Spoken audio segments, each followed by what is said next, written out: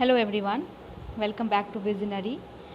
तो मैंने आप लोगों को इंग्लिश की स्ट्रैटेजी बताई थी, तो आज हम बात करेंगे क्वांट के बारे में। तो जी हाँ, क्वांट जो होता है ना, वो बहुत सारे लोगों के लिए एक क्या बोले, इतना बड़ा डर होता है कि क्वांट के नाम से डर जाते हैं। तो मैं आज आपके इसी फियर को दूर करूँगी। तो सबसे पहले बात करते हैं कि क्वांट से हमें डर लगता क्यों है। उसके दो रीज़न हैं। पहला तो ये कि हम कभी जानने की कोशिश ही नहीं करते कि एक्चुअली में क्वांट है क्या। हम बस डरते रहते हैं कि हम ट्राई ही नहीं करेंगे, हमें डर है, क्वांट का फियर है और हम उससे और दूर भागते जाते हैं। और दूसरा जो है वो ये है कि जब लोगों से हम पूछते हैं क्वांट के बारे में, तो वो इतनी हाई-फाई स्ट्रेटजी बताते हैं जो हमारी समझ में ही नहीं आता और इसीलिए हम उसको फॉलो ही नहीं कर पाते हैं। तो मैं आज आपको कुछ ऐसे ही टिप्स बताऊंगी जिसको फॉलो करके यकीन मानिए आपका क्वांट काफ़ी सही हो जाएगा। तो सबसे पहले आपसे हम बात करेंगे कि आपका जो पहला स्टेप है वो क्या होना चाहिए।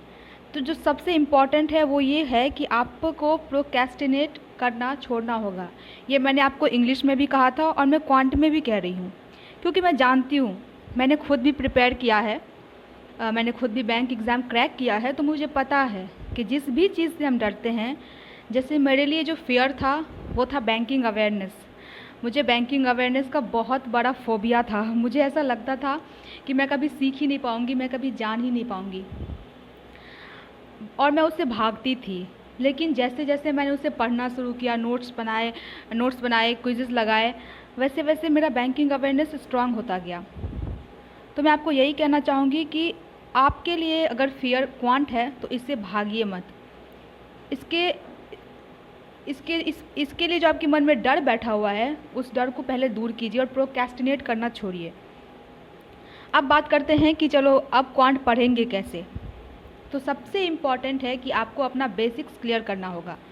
ये आपसे सभी लोग कहते होंगे और ये सच भी है, क्योंकि अगर आपका बेसिक क्लियर नहीं है तो आप हाई लेवल पे कैसे जा पाएंगे।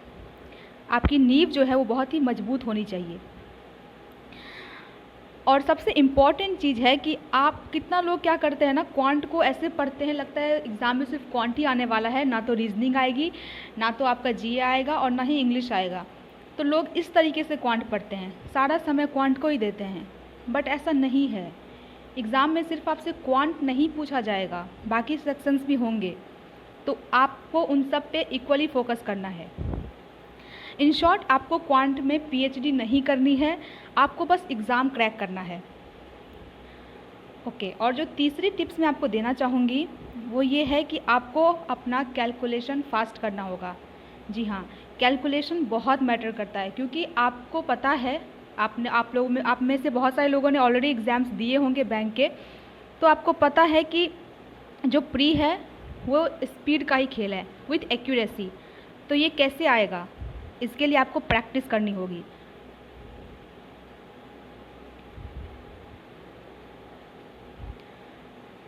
तो अब बात करते हैं कि हमें कहाँ से पढ़ना है। हमने ये तो सोच लिया कि चलो पढ़ते हैं, बट अब पढ़ेंगे कहाँ से। तो इसके लिए मैं आपको बता दूं कि जो सबसे इम्पॉर्टेंट है वो है आपको बेसिक क्लियर करना। और उसके लिए मैं आपको सजेस्ट करूँगी, आप RS अग्रवाल की क्वांट की बुक आती है जो काफ़ी बेसिक लेवल की है, मतलब बहुत बेसिक है, उसमें काफ़ी इजी क्वेश्चंस दिए हुए हैं। तो बहुत सारे लोग उसको सॉल्व नहीं करते हैं कि अरे इतना इजी क्वेश्चन क्या ही सॉल्व करें। बट आपको मैं सजेस्ट करूँगी कि आप उस बुक को एक बार ज़रूर गो थ्रू करें। उसको करने से क्या होगा, जो भी आपका बेसिक है वो बिल्कुल क्रिस्टल क्लियर हो जाएगा। क्योंकि अगर आपका बेसिक क्लियर रहेगा तभी आप हाई लेवल के क्वेश्चंस ईजिली कर पाएंगे। तो जब आपने RS अग्रवाल की बुक सॉल्व कर ली, उसके बाद आपको क्या करना है, तो उसके बाद आपको टॉपिक वाइज क्विजेज़ लगाने हैं। और उसके लिए मैं आपको सोर्स बताऊंगी, वो है IBPS गाइड। जी हाँ, इस वेबसाइट पे जाइएगा और आपको टॉपिक वाइज यहाँ से क्वेश्चंस मिल जाएंगे। उसके बाद हम बात करते हैं कि अब हाई लेवल, अब चलो बेसिक तो हमने कर लिया, उससे थोड़ा मीडियम लेवल के क्वेश्चंस भी कर लिए। अब हम लोग हाई लेवल के क्वेश्चंस कहाँ से लगाएं। तो उसके लिए मैं आपको सजेस्ट करूँगी, आप मॉक्स पे रिलाई कीजिए। जी हाँ, बिल्कुल आंख बंद करके आप मॉक्स पे रिलाई कर सकते हैं, क्योंकि मैंने खुद अपनी 80% प्रिपरेशन मॉक्स से ही की है। तो मॉक्स के लिए आप फॉलो कर सकते हैं प्रैक्टिस मॉक को और ओलिव बोर्ड को। ये दोनों बेस्ट हैं, इनका लेवल काफ़ी सही रहता है। बाकी कोई मॉक मैंने अड्डा के भी लगाए थे, तो हाँ ये 3 आप ले सकते हैं। बट मैं बोलूँगी प्रैक्टिस मॉक और ओलिव बोर्ड, क्योंकि आप सोच रहे होंगे कि ओलिव बोर्ड का लेवल काफ़ी हाई होता है, तो आप उसको मेंस के लिए लगाइए। प्री के लिए आप प्रैक्टिस मॉक पर रिलाई कर सकते हैं। अब है कि आपको डर लगता है कि कैसे करेंगे, स्पीड नहीं बन रही, एक्यूरेसी नहीं आ रही, अरे क्वेश्चन ही समझ में नहीं आ रहा, तो सब कुछ प्रैक्टिस से हो जाएगा। ट्रस्ट मी, प्रैक्टिस आपको काफ़ी हेल्प करेगा।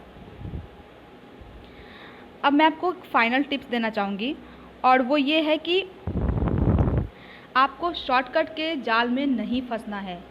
जी हाँ, आपको बहुत सारे यूट्यूब चैनल्स भी हैं जो आपको बोलते हैं हमारे पास आइए, हम आपको मैथ्स के शॉर्टकट बताएंगे, बट शॉर्टकट आपको कभी काम नहीं आएगा। मैं आपको बताती हूँ, जब मेरे फ्रेंड्स मेरे साथ प्रिपरेशन कर रहे थे तो वो लोग काफ़ी शॉर्टकट की बात करते थे। जब हमारे बीच डिस्कशन होता था तो वो लोग शॉर्टकट की काफ़ी बात करते थे कि मैंने आज ये सीखा, मैंने वो सीखा। मुझे लगता था यार मुझे तो कोई शॉर्टकट ही नहीं आता, फिर मैं कैसे एग्ज़ाम क्रैक करूँगी। लेकिन मैं आपको बता रही हूँ, उनमें से जितने मेरे फ्रेंड्स थे उस सर्कल में, उसमें सिर्फ मैंने ही क्रैक किया हुई फर्स्ट अटेम्प्ट में, क्योंकि मुझे पता है शॉर्टकट से आप कब तक काम चलाइएगा। चलिए मान लेते हैं प्री में आपको हेल्प कर भी देता है, लेकिन मेंस में तो फॉर श्योर वो आपको हेल्प नहीं करेगा, क्योंकि मेंस पूरा कॉन्सेप्चुअल होता है, उसमें कोई शॉर्टकट काम नहीं आएगा। और मैं आपको बता रही हूँ कि प्री में भी आप इतना कंफ्यूज हो जाएंगे, जितनी देर में आप शॉर्टकट को याद करेंगे उतनी देर में जो आपने प्रैक्टिस से अपनी स्पीड बनाई है उसके थ्रू आप क्वेश्चंस कर लेंगे।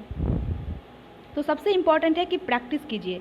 मैं आपको बता रही हूँ, जब मैं प्रिपरेशन कर रही थी मैंने इतना प्रैक्टिस किया था कि बहुत सारे स्टेप्स मैं अपने माइंड में ही कर लेती थी, तो मुझे पेपर पेन की ज़रूरत बहुत कम पड़ती थी।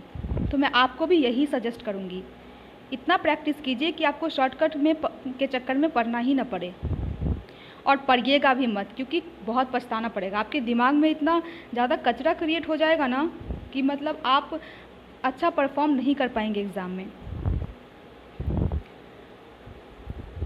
तो यही मैं आपको टिप्स और ट्रिक्स देना चाहती थी।